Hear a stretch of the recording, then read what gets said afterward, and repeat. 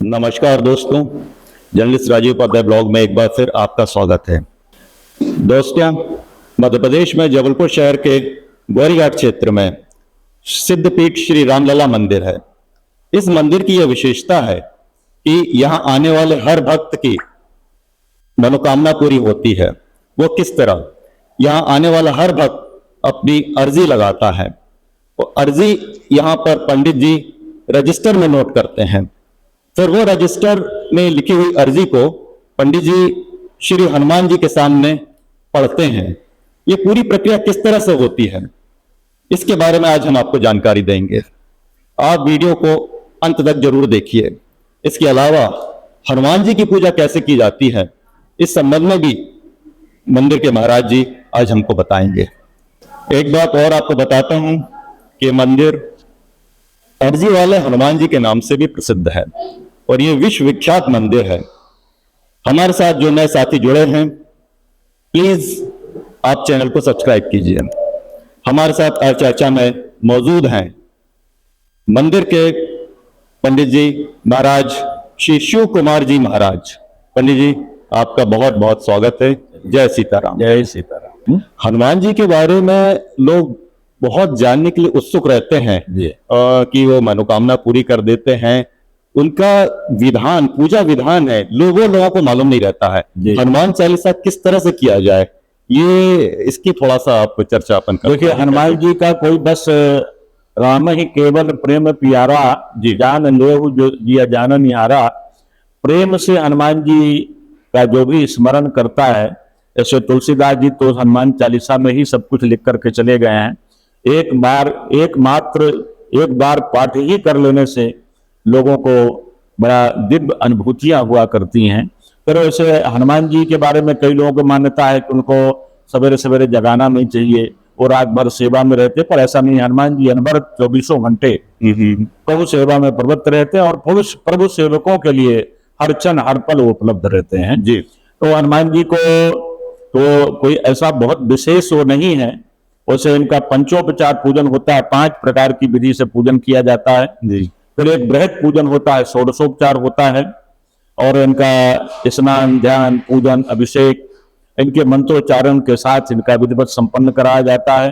हनुमान जी को जो है मुख्य रूप से अगर भोग में कहा गया है कि लड्डू प्रसाद या कि भुने हुए चने और गुड़ बेहद पसंद है जी, वो उनको भोग रूप में अर्पित करते हैं। फल, फ्रूट्स इत्यादि का भी भगवान को भोग लगाया जाता है जी। और दरअसल हनुमान जी को सिंदूर चढ़ाने की भी प्रथा है, इसकी भी एक दृष्टांत मिलता है।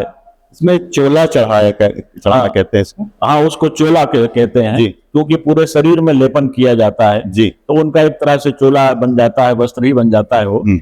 पर इसके बारे में एक छोटा सा दृष्टांत मिलता है कि हनुमान जी एक बार भगवान राम के कक्ष में बैठ करके उनका चरण सेवा कर रहे थे। उसी समय भगवती सीता मैया अपने माथे पर सिंदूर लगा करके उन्होंने वहां प्रवेश किया।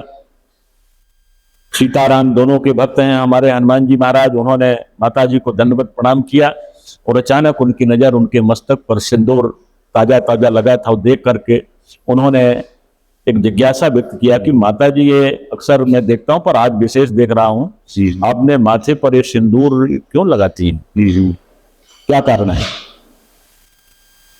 तो अब हनुमान जी के इस बोले प्रश्न से माता सीता भी क्या जवाब देती, तो उन्होंने कहा कि बेटा हनुमान, इस सिंदूर को मस्तक में धारण करने से तेरे प्रभु है ना, उनकी उम्र बढ़ जाती है। अच्छा, बस इसीलिए मैं प्रतिदिन माथे पर जो है अपनी मांग में सिंदूर भरती हूँ जी।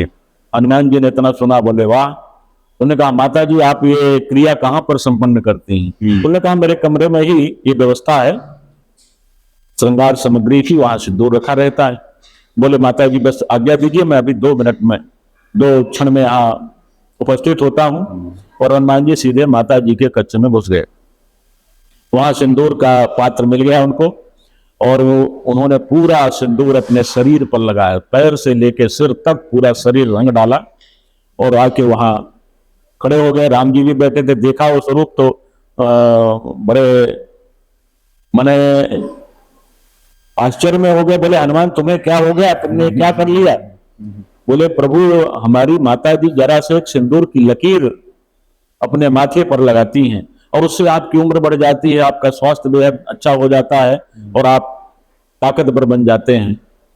तो मैंने तो उसी भाव के साथ पूरे शरीर में ही सिंदूर का लेपन कर लिया कि मेरे प्रभु का यश, उनकी कीर्ति पताका और उनकी उम्र अनंत अनंत गुना बढ़ जाए, और इसलिए मैंने लगाया हुआ है।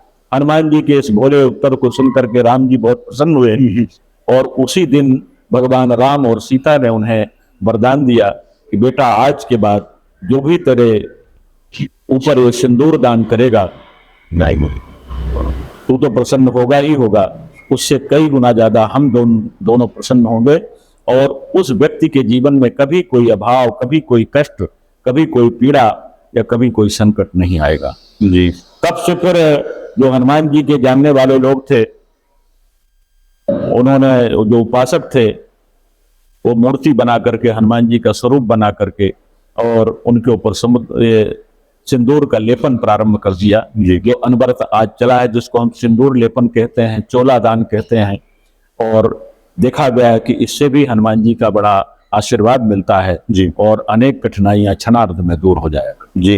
हनुमान चालीसा में एक चौपाई है जो 100 बार पाठ कर कोई छोटी बंदी महासु। जी। तो इसमें मतलब क्या 100 बार हनुमान चालीसा करने का विधान बताया गया है कि जो करेगा तो उसको उन्होंने कहा कम से कम 100 बार जो पाठ करता है जी, उसका कठिन से कठिन कार्य भी, असंभव से असंभव कार्य भी संभव होता है जी। यहाँ तक कि किसी कठिन दंड के रूप में अगर कोई उसका कोई परिजन, उसका कोई शुभचिंतक, उसका अपना कोई स्वजन बंदी गृह में बंद है और उस संकल्प करके भगवान हनुमान जी के सामने बैठ करके प्रार्थना करके और उस व्यक्ति के नाम से अगर आपने 100 पाठ किया है तो छूटे बंदी महासुख होई, निश्चित रूप से उसे बंदी गृह से बाहर आने का मौका मिलेगा, उसे मुक्ति मिलेगी। ये विधान किस तरह से करना चाहिए? हनुमान चालीसा में किसी जागृत हनुमान देवस्थान में जाना चाहिए जी।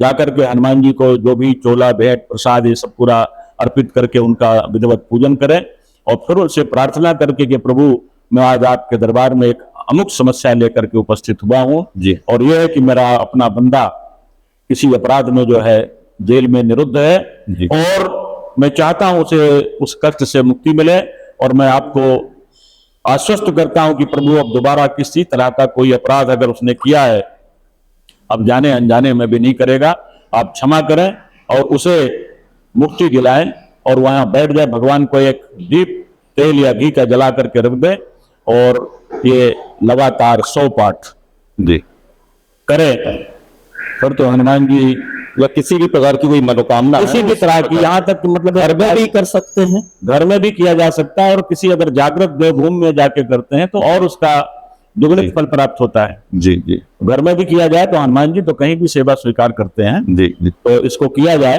तो ये तो उदाहरण के लिए उन्होंने बंदी वाला कहा है। हाँ। और भी कोई कष्ट है, पीड़ा है, संकट है, रोग है, बीमारी है, नाशय रोग हरे सब पीड़ा, जपत निरंतर हनुमत बीरा, हनुमान चालीसा की चौपाई है। संकट कटे मिटे सब पीड़ा, जो सुमिरै हनुमत बलबीरा। किसी भी तरह का संकट हो, किसी भी तरह की रोग हो, बीमारी हो, पीड़ा हो या कोई गतिरोध हो, इसको आप मन के साथ करें। महाराज जी, बजरंग बाण में एक चौपाई है जिसमें ये बताया गया है, जिसका अर्थ ये निकलता है कि बजरंग बली जी को श्री राम की शपथ दी जाती है कि आप ये काम करिए, आपको श्री रामचंद्र जी की शपथ है। तो ये क्या है? ये थोड़ा सा दृष्टांत आप समझाएं। ये बजरंग बाण में ऐसी चौपाई तो है जी। और इससे बहुत से भक्त लोग भ्रमित भी हो रहे हैं जी। कुछ लोगों ने बजरंग बाण पढ़ना ही बंद कर दिया जी। कुछ विशिष्ट लोगों ने भी इस दिशा में संकेत किया कि बजरंग बाण हमेशा नहीं पढ़ना चाहिए, हनुमान जी को तकलीफ होती है, कष्ट होता है जी। और मुझे तो लगता है कि अगर कुछ हनुमान जी को कष्ट वाली कोई चीज होती तो हमारे गोस्वामी तुलसीदास जी से ज्यादा समझदार तो कोई नहीं हुए हैं जी। ऐसी चीजों लिखते ही नहीं और लिखा है तो हमारे लिए छोड़ के जाते नहीं। और अगर उन्होंने ऐसा रखा है तो शायद हनुमान जी को इसमें कोई आपत्ति नहीं है, क्योंकि हनुमान जी उनके सामने बैठ के ही सब लिखाया करते थे। जी जी। यद्यपि उसमें चौपाई है, भूत प्रेत पिशाच निशाचर अग्नि बैताल काल मारी मर, इन्हें मार कोई शपथ राम की, राख नाथ मर्याद नाम की, जी। चल उठ उठ कोई राम दुहाई, पांव परों कर जोरी मनाई। और ये कहा गया कि तुझे राम की शपथ है, सौगंध है, जनक सुता हरिदास कहावो, ताकि शपथ विलंब न लावो। जनक सुता भगवती सीता और रघुनाथ दोनों के तुम दास हो, सेवक हो, उनकी सौगंध देता हूं कि तुम विलंब मत करो। ऐसी जो पाशविक और अशौच शक्तियां हैं उनका विनाश करो। तुम्हें शपथ है राम की, भूत प्रेत पिशाच निशाचर अग्नि बैताल काल मारी मर, इन्हें मार यही शपथ राम की, राख नाथ मर्याद नाम की। तो अगर इसमें ऐसा कुछ मांग की गई है तो हनुमान जी को कोई आपत्ति नहीं है। ऐसी पाशविक शक्तियों के विनाश के लिए उनका जन्म हुआ था। उनको स्मरण कराने के लिए राम जी का नाम तो आपको लेना पड़ेगा, नहीं तो अपने मस्ती में रहते हैं, भक्ति में डूबे रहते हैं। और अंत में तुलसीदास जी ने कहा कि धूप दे और जपे हमेशा, ताकि तन नहीं रहे कलेसा। तुलसीदास जी खुद आदेश दे के गए हैं कि हमेशा इसका जाप करिए। जी। धूप दीप दे करके, धूप दे और जपे हमेशा, ताकि तन नहीं रहे कलेसा। उसके जीवन में फिर इस तरह के कोई क्लेश रहेंगे नहीं, इसलिए हमेशा करते रहना चाहिए। हमें गोस्वामी तुलसीदास जी के शब्दों पर, उनके आदेश पर भरोसा करना है, अपनी बुद्धि नहीं लगाना है। गलत चीज होती तो तुलसीदास जी लिखते नहीं, और लिखा है तो गलत हो ही नहीं सकता है। और उसका सभी बड़े प्रेम से पाठ करें, अनुसरण करें, ध्यान करें, हनुमान जी के कृपा पात्र बने। जी। हनुमान जी के क्या कई रूप होते हैं? पंचमुखी हनुमान जी भी होते हैं? जी। तो इसके बारे में। हाँ, दरअसल हनुमान जी का ऐसा वर्णन मिलता है जी कि रावण और राम के युद्ध में, लंका कांड में, बड़े छल कपट के साथ राक्षस लोग युद्ध कर रहे थे, पर कहीं उनको विजय नहीं मिल पा रही थी। रावण बहुत परेशान था, वो भी दिग्विजयी था, उसकी हार हो रही थी। उसके सारे योद्धा एक के बाद एक मारे जा रहे थे। क्या किया जाए?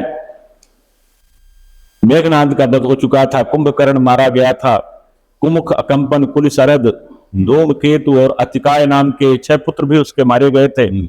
रावण बड़ा कष्ट में था, उसको लग रहा था कि मैं कैसे राम से पार पाऊंगा। फिर अचानक उसे अपने एक रिश्तेदार अहिरावण की याद आई, और उसने उसका आवाहन किया, बुलाया और बोले तुम कुछ करो, और नहीं तो बड़ा असंभव लग रहा है। मैं जिनके बल पर जो है ये सब कर रहा था, अब आज की इस तिथि में कोई भी सुरक्षित नहीं है। जी। अहिरावण ने कहा कि आप चिंता न करें, मैं राम और लक्ष्मण दोनों को जो है सशरीर उठा के ले जाऊंगा और पातालपुरी में देवी को बलि चढ़ा दूंगा। बोले दिन में तो उनके पास तुम जा नहीं सकते हो, स्वयं ही सर्वसमर्थ है वो लोग। बोले मैं रात में उन्हें उठाऊंगा। और रात में जो है हनुमान जी का पूरा पहरा रहता है, पूरी सेना के चारों तरफ हनुमान जी के पूंछ का परकोटा लगा होता था। दरवाजे में हनुमान जी गदा लेके खड़े रहते थे, कोई अंदर प्रवेश नहीं कर सकता था। तब अहिरावण ने विभीषण का स्वरूप बनाया, वेश परिवर्तन किया। और विभीषण को तो हनुमान जी जानते थे कि ये परम भक्त हैं, राम जी ने इन्हें अपने सखा का दर्जा दे रखा है, तो कोई उसके जाने पर आपत्ति नहीं किया। उन्होंने यही समझा कि विभीषण जी जा रहे हैं, और विभीषण जी राम राम करते हुए विभीषणधारी वेशधारी जो है अहिरावण अंदर पहुंच गया। और कुछ उसकी माया से जितने भी सैनिक थे सब गहरी निद्रा में सो रहे थे। यहां तक कि भगवान राम और लक्ष्मण जी भी निद्रा के शिकार थे।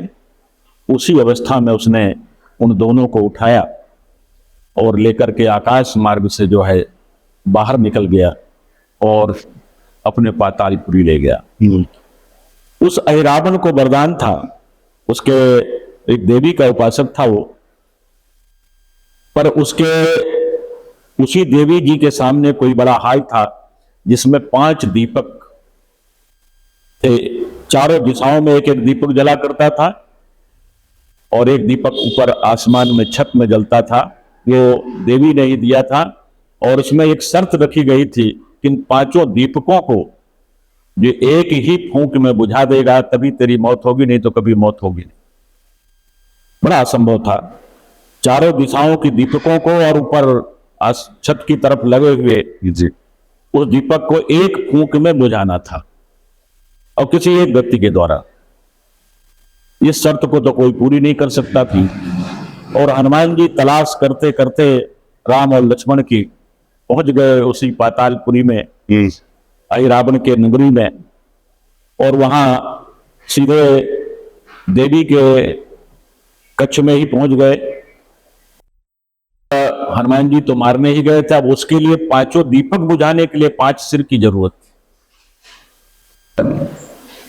तो उन्होंने इस तरह से 5 चेहरे अपने शरीर में प्रकट किए, जो चारों दिशाओं में आगे पीछे पूरब उत्तर दक्षिण पूरब पश्चिम, और एक ऊपर हयग्रीव का चेहरा उनका रहा जो ऊपर आसमान की तरह देखता हुआ हमें मिलता है।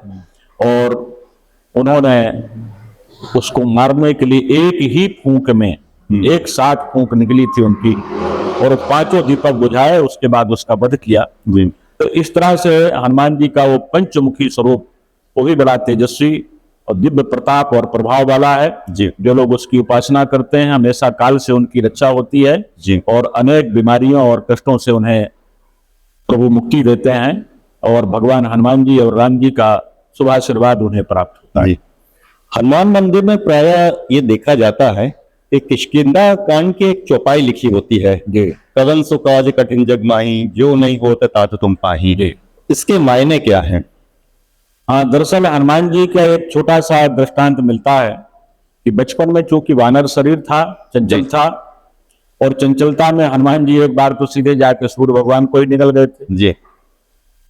अक्सर वो उसी चंचल स्वभाव के साथ वो उस क्षेत्र में, चूंकि वन के निवासी थे, वहां ऋषियों मुनियों के आश्रम में पहुंच जाते थे, और क्योंकि वानर का जो स्वभाव होता वही लीला वो किया करते थे। किसी के पूजन का सामान किसी दूसरे के यहाँ, दूसरे का तीसरे के यहाँ, तीसरे का पेड़ के ऊपर, और किसी का नदी में प्रवाहित कर देते थे। सारे संत ऋषि महात्मा परेशान थे कि इन पर कैसे बंदिश लगाएं। इनके ताकत, इनकी महिमा, इनकी क्षमता और इनके जन्म का हेतु सभी को पता था। बोले इनका तो कुछ बिगाड़ा नहीं जा सकता है, पर फिर भी क्योंकि अपने पूजन में कोई व्यवधान आ रहा है, व्यवस्था में व्यवधान आ रहा है, तो कोई बंदिश लगनी चाहिए। तो सबने आपस में बैठ करके एक संगोष्ठी किया।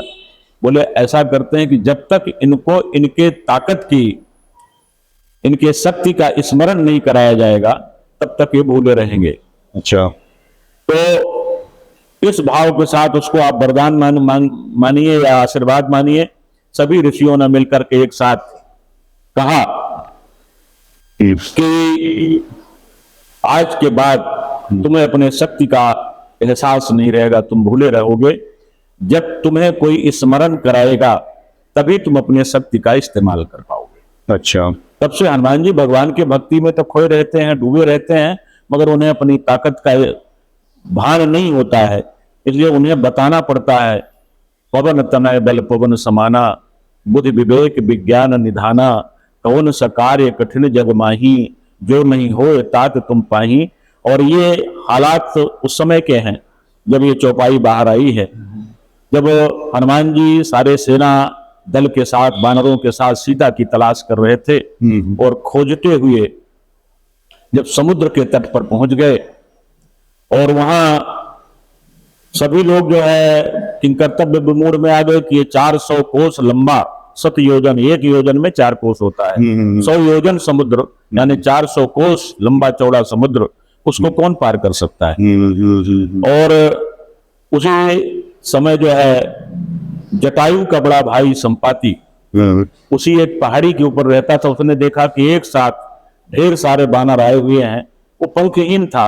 कहते हैं कि जटायु और संपाति एक बार सूर्य के पास उड़ते हुए चले गए थे, क्योंकि सूर्य का जो रथ चालक है अरुणी, इनका पिता, मिलने के लिए चले गए।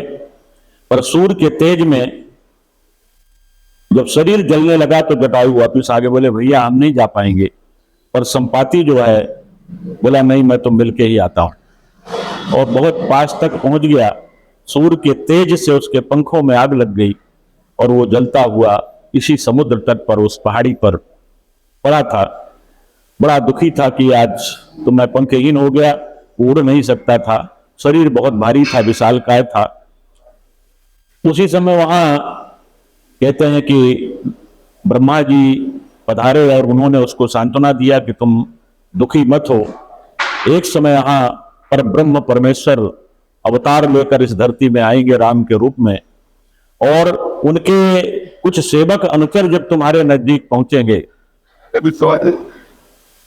शायद वो दिन तुम्हारे पंख फिर से तुम्हें वापस मिल जाएंगे। तब से इंतजार कर रहा था, पर उसको पता नहीं था कि वो सेवक कौन होंगे, किस तरह के होंगे। उसको कहीं भोजन की व्यवस्था नहीं होती थी, तो ऐसे ही कहीं कोई शिकार आ जाए उनका जो है भोजन करके वो अपना भरण पोषण कर रहा था। तो जब उसने लाखों वानरों को देखा एक साथ, तो उसने कहा बहुत दिनों बाद ये आहार मुझे मिला है, चलता हूं नीचे उतरता हूं। और वो ऊपर से यही बोलते हुए नीचे उतरा, डर पे गीत बचन सुनिकाना, अब वह मरण सत्य हम जाना। सारे वानर बड़े भाई, वो बोला मैं भोजन करूंगा और छक के भोजन करूंगा। और इस तरह से वानर डर गए। तो उस समय जामवंत ने उनको सबको समझाया कि चिंता मत करो, मैं देखता हूं ये कौन है। और वो चर्चा करने लगे कि भाई एक पक्षीराज तो जटायु थे जिन्होंने राम के कार्य के लिए अपने आप को बलिदान कर दिया। एक पक्षी ये भी है जो हमको खाना चाहता है। हम तो राम के काम के लिए निकले हैं, अगर इसके लिए हमारे प्राणों की भी आहुति होती है तो हमें कोई आपत्ति नहीं है। जब उसने जटायु का नाम सुना, ना राम का नाम सुना संपाति, तो वो साहब बोले आप लोग चिंता न करें, जटायु को कैसे जानते हैं। उन्होंने पूरा वृत्तांत बताया कि सीता हरण के समय कैसे कैसे जटायु और रावण का युद्ध हुआ और जटायु का अंत हो गया। सुन के बहुत दुखी हुआ वो, और वो उसी समय महसूस किया कि उसके शरीर में पंख का स्फुरण होने लगा है। जिन लोगों ने बताया कि भगवती सीता ऐसी थी, यहां से किसी राक्षस ने उठाया, हम लोग उनकी तलाश में निकले हुए हैं। तब उसने चारों तरफ अपनी गर्दन घुमा करके देखा, बोला आप लोग चिंता मत करो, आप जैसा वर्णन कर रहे हो वैसा मैं देख रहा हूं। समुद्र से लगा हुआ एक क्षेत्र है लंका, वहां पर मैं देखा हूं तुम नाही गीधा ही दृष्टि अपार, मूढ़ भयो न करते हूं कछुक सहाय तुम्हार। बोले मैं वृद्ध हूं, नहीं तो मैं सबको अपनी पीठ में बिठाल करके वहां ले जाके छोड़ देता। पर अब यह है कि आप लोगों में से जो कोई समर्थ हो, सिर्फ ताकतवर नहीं हो, बुद्धिमान भी हो, जो लांघे सतयोजन सागर, करई सुराम काज मत यागर, जो 100 योजन समुद्र को लांघ के जा सके, क्योंकि और कोई दूसरे साधन है नहीं और ये ताकत उसके अंदर होनी चाहिए। दूसरा, करई सुराम काज मत यागर, जो बुद्धि का भी भंडार हो, क्योंकि जहां प्रवेश करना है वो बड़ा कठिनतम दुर्गम क्षेत्र है, और वहां की जो व्यवस्था है और वहां के जो अधिकारी गण हैं वो तो काल भी उनके यहां प्रवेश करने से थर्राता है। तो जो जा सकता है वो जाए। जब वहां का पूरा वर्णन सुनाया तो सबके कलेजे कब गए कि जाना तो चले जाए, पर असंभव है वहां से लौट पाना। तो निज निज बल सब काहू भाषा, पार जाहि मन संशय राखा। सबने कहा पता नहीं कहां तक जा सकते हैं, किसी ने कहा आधी दूर जा सकते हैं, किसी ने कहा कुछ कोस जा सकते हैं, किसी ने कहा हो सकता है अंगद कहो जाऊं मैं पारा। अंगद ने कहा मैं तो चला जाऊंगा उस पार, पर ये संशय कछु फिरती बारा, मगर लौटने में फिर संशय है मेरा, क्योंकि मेरी बुद्धि इतनी प्रखर तो नहीं। और ऐसा कहा जाता है कि एक बार वामन भगवान ने जब विराट रूप धारण किया था, 3 पग में उन्होंने पूरे त्रैलोक को नापा था।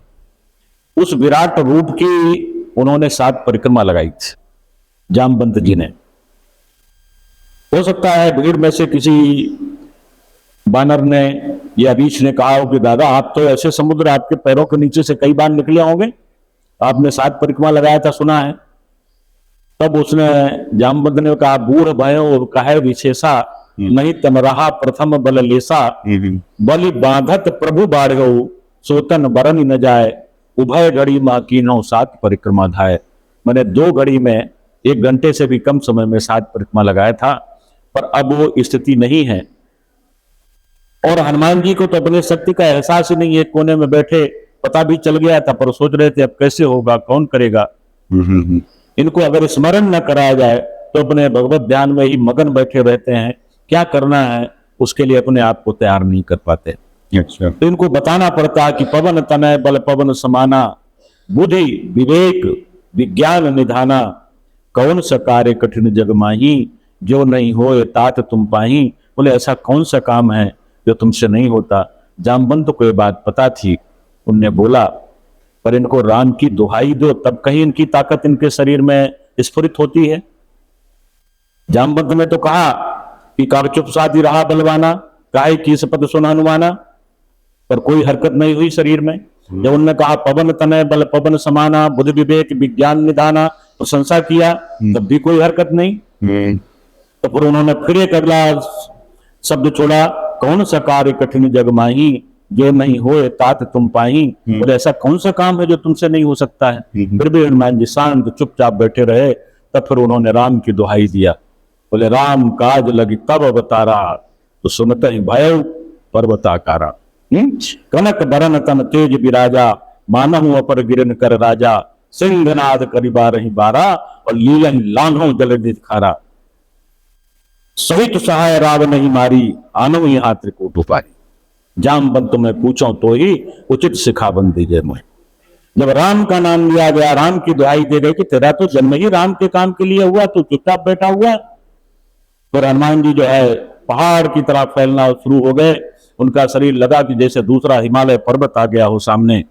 घोर गर्जना किया उन्होंने शेर की तरह, और बोले कोई चिंता की जरूरत नहीं है, मैं खेल खेल में लांघ के जाऊंगा इस समुद्र को। लीला ही लांघाओ जल निधि खारा, और सहित सहाय रावण नहीं मारी। रावण क्या है, रावण को जितने सहयोगी हैं सैनिक हैं सबका वध कर डालूंगा। और आनो यहाँ त्रिकूट उपारी, मैं उस त्रिकूट पहाड़ जिसके ऊपर लंका नगरी बसी हुई है उसको उखाड़ के ले आऊंगा, यहाँ आपके सामने रख दूंगा। जामवंत मैं पूछो तो ही उचित शिखावन दीजिए मोही। जामवंत मैं तेरे से पूछता हूं क्या उचित रहेगा, मैं लंका नगरी को समुद्र में डुबो दूं, उखाड़ के यहां ले आऊं, रावण का वध कर दूं, मुझे क्या करना चाहिए। तब उनको रोका गया था कि नहीं इतना समय मत करना, इतना करहु तात तुम जाई, सीता ही देख ही कहो सुदाई। तब निज भुजबल राजीव नैना, कौतुक लाग संग कपिसेना, कपिसेन संग संघार निश्चर राम सीता ही आनी है। त्रैलोक पावन सुजस्वर मुनि नारद आदि बखानी है, जो कहत गावत सुनत समुझत परम पद नर पावई, रघुवीर पद पाथोज मधुकर दास तुलसी गावई। बोले एक ऐसा दिव्य चरित्र पैदा होगा जो भगवान राम के हाथों से संपन्न होगा, रावण का वध करेंगे। और उस दिव्य चरित्र को नारद इत्यादि महामुनि महर्षि पूरे ब्रह्मांड में गाते हुए गुणगान करते हुए घूमेंगे, जिसको लोग सुनेंगे, कहेंगे, गाएंगे, समझेंगे और अपने जीवन में अनुसरण करेंगे, तो जीवों का भी उद्धार हो जाएगा। इसलिए उस दिव्य चरित्र को प्रकट होने दो, नहीं तो तुम यहीं पर अध्याय समाप्त कर दोगे। तो इस तरह से हनुमान जी को अगर जागृत करना है, आगे आपको बढ़ाना है, उनके किसी ताकत का, शौर्य का आपको स्वरूप देखना है, तो राम जी का दुहाई दे करके ही इनको जागृत किया जाता है। ये भक्तों के लिए भी एक बहुत बड़ी एक या तो समस्या कहें या उनके लिए ज्ञान देने वाली बात कहें कि वे क्या करें, क्योंकि भक्त भी चाहता है कि बजरंगबली जी प्रसन्न हो जाएं। जी जी। अब उसको ये आज आपने इतना अच्छा दृष्टांत ये बताया जो शायद भक्तों को नहीं मालूम होगा, दर्शकों को नहीं मालूम होगा, और आज वे इसको देखकर सुनकर सीख पाएंगे कि किस प्रकार से हम भगवान श्री राम का पूजन करते हुए हनुमान जी को प्रसन्न करें। जी जी। तो ये किष्किंधा कांड की चौपाई है जो आपने कहा जी। उसके बाद सुंदरकांड शुरू होता है। तो क्या सुंदरकांड के पहले ये वाला चौपाई भी ये वाला चौपाई बोला जाए जी, तभी तो शुरुआत जो होती है सुंदरकांड की। जी। जामवंत के बचन सुहाए, जी। सुनि हनुमंत हृदय अति भाए। जामवंत के सुंदर बचनों को जब हनुमान जी ने सुना तो हनुमान जी को भी लगा कि हाँ ठीक कह रहे हैं, मुझे ज्यादा और वहां कोई उत्पात नहीं करना है, बस जाके सीता की खबर लेना है और आकर के खबर सुनाना है। तो ये सब सुना और सबसे फिर हाथ जोड़ करके उन्होंने बोले तब लग मुहि परखो तुम भाई, सही दुख कंद मूल फल खाई, जब लग आवो सीता ही देखी, होए काज मुहि हर्ष विशेष। और असका ही नाई, नाई सबन कहूँ माथा, चले हरस ये धरि रघुनाथा।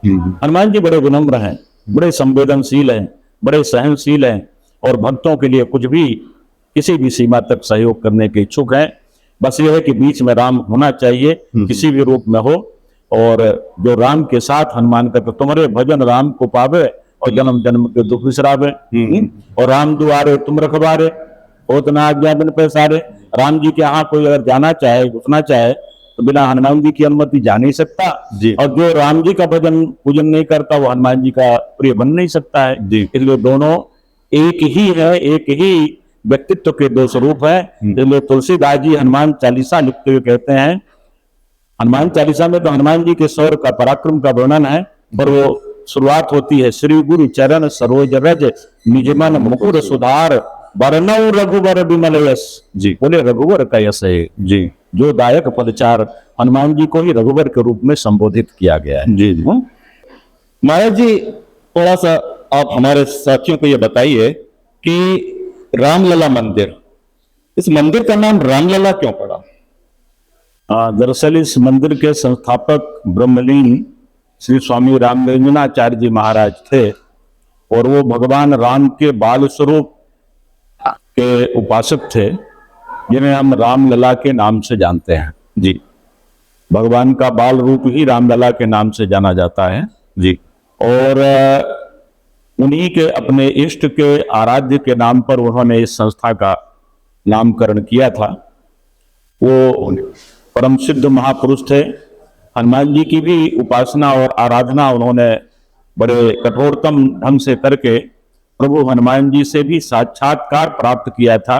जी, ऐसा लगभग उनके जानने वाले लोगों को पता है, और अनेक जो पुराने लोग हों ये सब जानकारी देते हैं, और मैंने स्वयं भी ये सब अनुभव किया है। जी, और हनुमान जी और रामलला जी दोनों के ऊपर उनकी अगाध निष्ठा थी।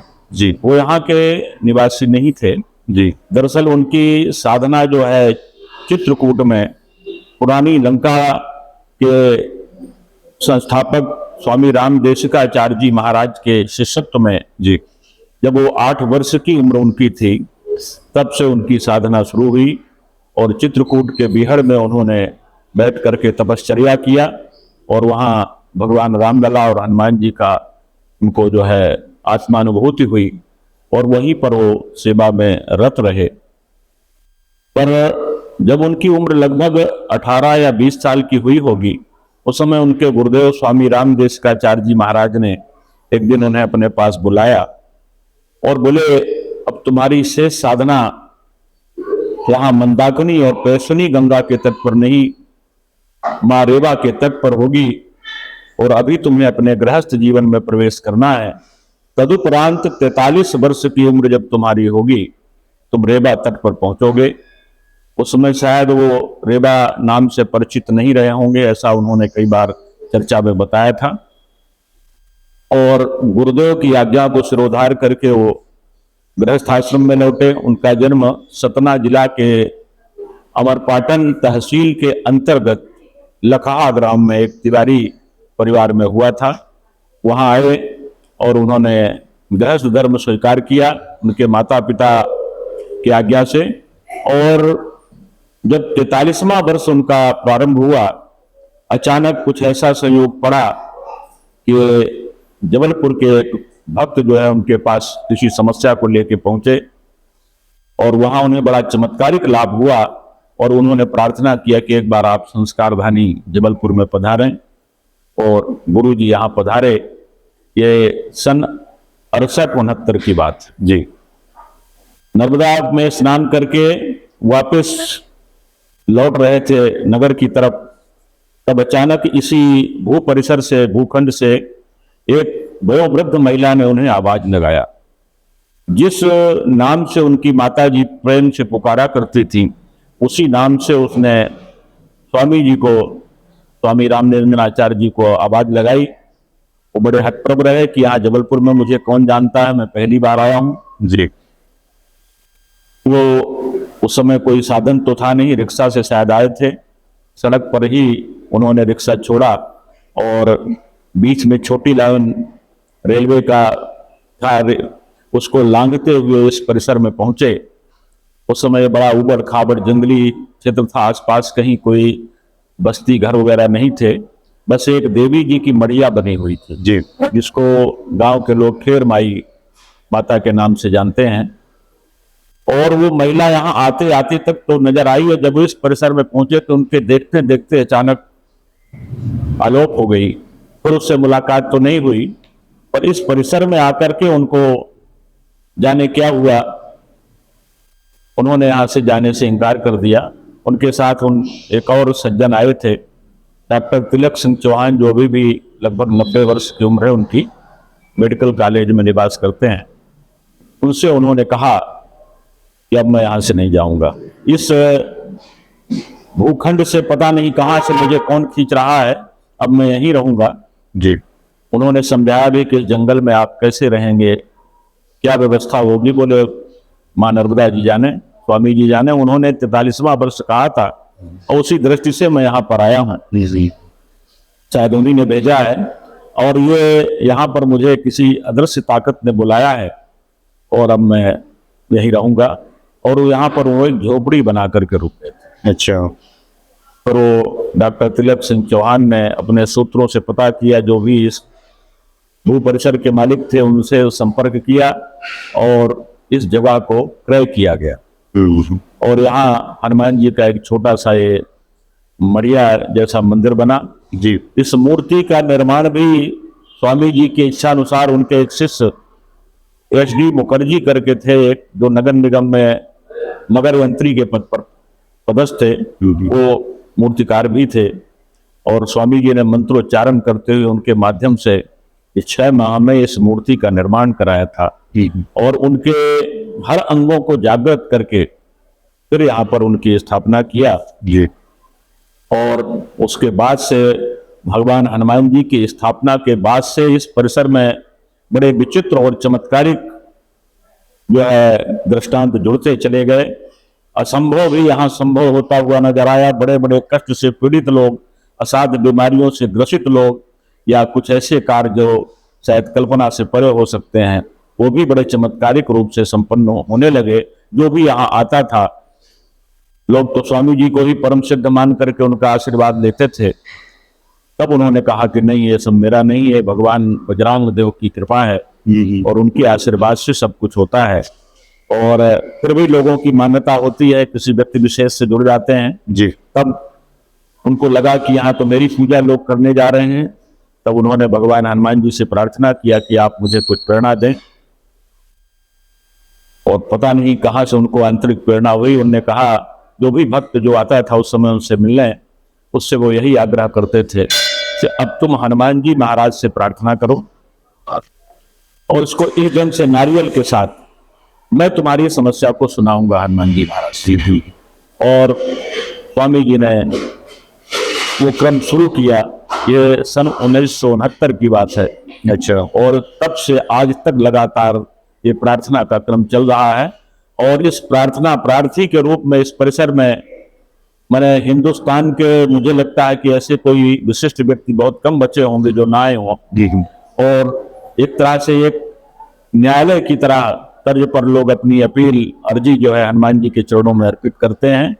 और जिस तरह न्यायालय से एक निष्पक्ष न्याय लोगों को प्राप्त होता है, आदेश मिलता है, बस उसी तरह हनुमान जी के आशीर्वाद से यहाँ मिलना शुरू हुआ। तो इस हनुमान जी के न्यायालय में, ये दैवी न्यायालय है जी, और यहाँ जो भी सच्चे मन के साथ आकर के अपनी प्रार्थना प्रस्तुत करता, अर्जी लगाता है, इस न्यायालय से उसे न्याय मिलता है। चाहे किसी को संतान की आकांक्षा है, किसी को नौकरी की आकांक्षा है, कोई चुनाव में अपनी जो है विजयश्री चाहता है, कोई अपनी सरकार चाहता है, कोई सरकार में अपनी जगह चाहता है, कोई पदाधिकारी बन करके अधिकारी बनना चाहता है, कोई लड़की के विवाह की, अपने कन्या के विवाह की प्रार्थना करता है, कोई स्वयं के विवाह की प्रार्थना करता है, और कोई नौकरी के साथ साथ विदेश में जो है कोई अपना भविष्य तलाश करना चाहता है। वो सभी लोग भगवान हनुमान जी के महाराज के चरणों में आके प्रार्थना लगाते हैं। जी। कई असाध्य बीमारियों से ग्रसित लोग, जिनको चिकित्सा जगत के धुरंधर लोगों ने इनकार कर दिया कि अब इनका कुछ नहीं हो सकता है, ऐसे लोगों को भी जो है जीवित होते हुए, चलते फिरते मैंने देखा है। ये सब हनुमान जी का चमत्कार है और आज भी निरंतर चल रहा है। मंगल और शनिवार के दिन यहाँ हजारों लोगों की भीड़ इकट्ठी होती है। जी। और लोग भगवान से प्रार्थना करते हैं और सबको अटूट विश्वास है कि भगवान श्री रामलला मंदिर ग्वारी घाट जबलपुर में आकर के अगर हमने अर्जी लगा दिया है तो फिर हमें अब चिंता की जरूरत नहीं है जी। वह कार्य होना ही है और होता है। और इस तरह से यह अनवरत चल रहा है। आज की तिथि में लाखों लोगों के प्रार्थना यहाँ लिखित रूप से स्वामी जी ने विधान बनाया था। जी। रजिस्टरों में जो है प्रार्थना नाम पता प्रार्थी का पूरा लिखा जाता है, वो पूर्णतः गोपनीय रहता है, किसी को बताया नहीं जाता। जी। वो प्रार्थी ही आकर के जब अपने उस प्रार्थना के बारे में चर्चा करता है तब वो रजिस्टर खोल के उन्हें दिखाया जाता है। और मैं मानता हूं कि हनुमान जी यहाँ बहुत प्रत्यक्ष है। कई बार तो इस मंदिर के हाल में रात में मंदिर बंद होने के बाद अचानक 2 बजे 3 बजे रात में देखा, हम लोग अपने निवास पर विश्राम कर रहे थे, यहाँ घन घन घन घन घंटे बजते हुए आवाज आई। अच्छा। दौड़ करके आए तो यहाँ पर कुछ भी नहीं था। फिर थोड़ी देर बाद फिर कुछ ऐसा लगा जैसे कोई यहाँ बंदरों की बड़ी किटकिटाहट हो रही हो, आपस में बंदर इधर से उधर दौड़ रहे हैं। उनकी कुछ ऐसी धमा चौकड़ी की आवाजें आई। दौड़ के यहाँ आए तो बंदर तो नजर नहीं आए, पर यहाँ की सारी लाइटें जली हुई थी। अच्छा। इस तरह का, और अभी भी ऐसा कुछ कई बार महसूस होता है जिन पर विश्वास नहीं किया जा सकता है जी। पर निश्चित रूप से विश्वास से परे की बातें हैं। चमत्कार यहाँ होते हैं। चमत्कार होता रहता है। जी। कई लोग जो भूत प्रेत बाधा से पीड़ित लोग होते हैं, इस परिसर में घुसते ही उनका जाने वर्षों से पीड़ित जो चीखते चिल्लाते आते हैं और उन्हें अतीब शांति मिलती है और लौट के जाते हैं तो फिर बताते हैं कि उसके बाद से आज तक कोई कष्ट नहीं हुआ। जी, इसलिए सिद्ध पीठ कहा गया। इसलिए सिद्ध पीठ है। बस यहाँ जो आया, जिसने जो कुछ चाहा, भगवान उसे अवश्य देते हैं। बस भाव सही हो और विधान से प्रार्थना हो। जी। एक प्रार्थना में एक नारियल लगता है और प्रार्थना जो है नियत रजिस्टर में लिखी जाती है और उसका एक क्रमांक ऐलान किया जाता है। अच्छा। जो नारियल में बांधते हैं और फिर उस भक्त को खड़ा करके प्रार्थना करते हैं और वो श्रीफल हनुमान जी के चरणों में रखवा दिया जाता है। हाँ, जब लोगों की इच्छा पूरी हो जाती है तब लोग आके यहाँ अपने श्रद्धा अनुसार मंदिर के लिए यथेष्ट जो भी योगदान, भंडारा, प्रसाद, सहयोग या कोई धार्मिक कार्यक्रम आयोजन है वो संपन्न कराते हैं। किसी से यहाँ कुछ मांगा नहीं जाता है, कोई याचना नहीं की जाती है। भक्तगण अपनी श्रद्धा से जो है अर्पित करते हैं, उसी से इस मंदिर का संचालन, व्यवस्थापन और जो नित्य निर्माण इत्यादि के कार्यक्रम में वो संपन्न किए जाते हैं। इस मंदिर के लिए कहीं बाहर निकल करके आज तक चंदा नहीं किया गया। जी। ये सब हनुमान जी ने बनाया और उनके भक्तों ने इसमें अपना अमूल्य योगदान दिया। जी। ऐसा सुना गया है कि यहाँ पर 1 लाख नारियल का हवन होता है, वो कब होता है, किस तरह से होता है? हनुमान जी का जन्मोत्सव यहाँ बहुत ही धूमधाम के साथ मनाया जाता है। जी। प्रतिवर्ष चैत्र पूर्णिमा के दिन। और यहाँ प्रत्येक साल लाखों नारियल के साथ भक्तगण हनुमान जी के चरणों में अपनी फरियाद प्रस्तुत करते हैं। जी। वो सब एकत्रित रखे जाते हैं और जिस दिन हनुमान जी का जन्मोत्सव होता है उस दिन जो है बड़ी विशाल यज्ञ वेदी में उन नारियलों का साबुत हवन अच्छा। यहाँ आए हुए भक्तों के हाथ से ही कराया जाता है। जी। और नारियल की संख्या लाख या उससे ऊपर होती है। जी। और सभी भक्त लोग सुबह 9 बजे से समझ लीजिए हवन शुरू होता है और रात में 2-2:30 बजे तक अनवरत चलता रहता है। इस दौरान मीलों लंबी कतार लगती है भक्तों की और लोग बड़े श्रद्धा से शांति के साथ कतारबद्ध होकर के आते हैं और भगवान का दर्शन करते हैं।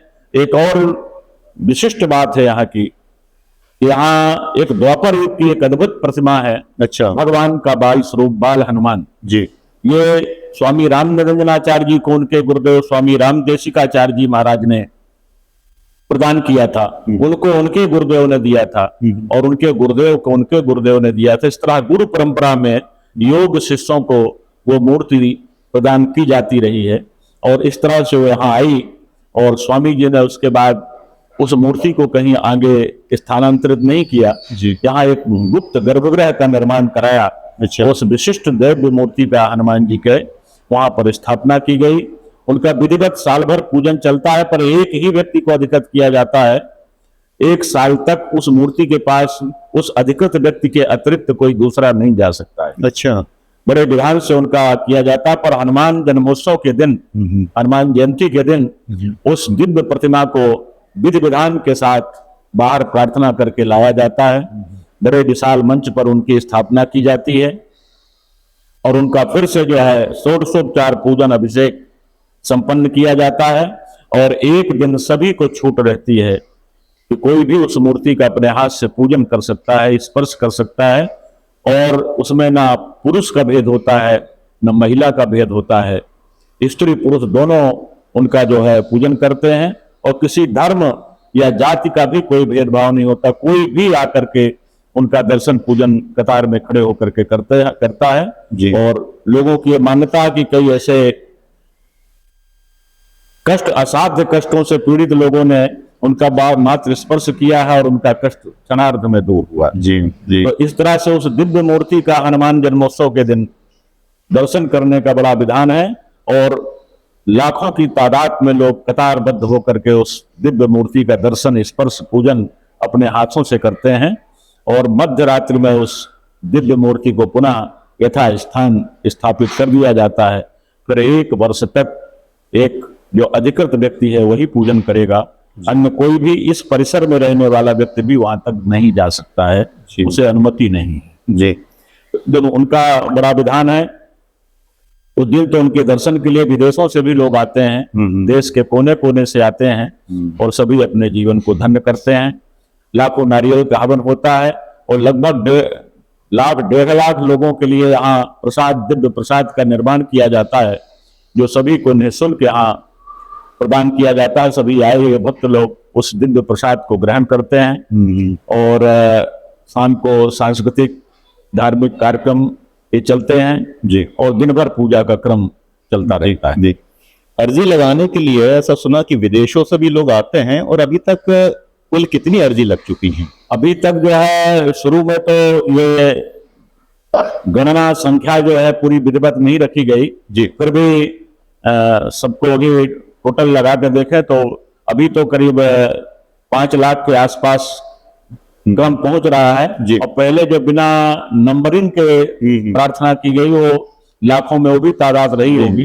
तो 6-7 लाख लोगों ने अभी तक यहाँ प्रार्थना किया जिनका रजिस्टरों में नाम उल्लेख मिलता है। और इसमें दुनिया के लगभग 160 देशों के लोगों ने आकर के यहाँ प्रार्थना किया। कुछ अपने देश के लोग ही जो विदेश में रहते हैं उनके माध्यम से विदेशियों को भी जानकारी लगी, उन लोगों ने भी आकर प्रार्थना किया। और अनवरत बहुत से लोग तो जो नहीं आ पाते हैं वहां से फोन के माध्यम से या पोस्ट के माध्यम से अपनी प्रार्थना प्रस्तुत करते हैं और वो सब बाद में स्वीकार करते हैं कि हमारी इच्छा पूरी हो गई। जी। आखिरी सवाल आपसे ये पूछता है कि ऐसा कई बार सुना गया है कि रात को 9 बजे के बाद में हनुमान जी का पूजन करना चाहिए, इसमें कितनी सत्यता है? इसमें सत्यता तो वो है, दरअसल दिन भर ये दुनियादारी के प्रपंच में वातावरण कुछ उलझा रहता है जी। एक वो ऐसा होता है नीरव निशा में कि एक शांति आ जाती है माहौल में। हम जितने शांत मन के साथ बैठ करके पूजन करते हैं उतना ही हमारा जो है भगवान से कनेक्शन मजबूत होता है जी। अभी यहाँ बैठे हैं, मंदिर में ही बैठे हैं, कोई घंटी बजा रहा है, कोई निकल रहा है, ध्यान भंग होता है जी, एकाग्रता भंग होती है और हमारे पूजन में गतिरोध आता है। पर वो एक निशा काल एक ऐसा होता है कि सब अपने अपने विश्राम स्थल पर जा चुके होते हैं, शांति से उस समय किया जाए तो शायद ज्यादा भगवान तक पहुंचता है हमारा वो प्रार्थना, हमारा अनुरोध, हमारा निवेदन। महाराज जी, आज आपने श्री रामलला जी के बारे में, श्री बजरंगबली जी के बारे में दृष्टांत के साथ में बहुत अच्छे तरीके से समझाया। निश्चित रूप से भक्तजन इससे लाभान्वित होंगे। साथियों, आपको आज की ये चर्चा कैसे लगी? आप कमेंट करके जरूर बताइए। अगली बार फिर किसी नए विषय पर किसी नए मेहमान के साथ चर्चा करेंगे। तब तक के लिए नमस्कार, जय सीताराम। पंडित जी, महाराज जी, जय सीताराम। जय।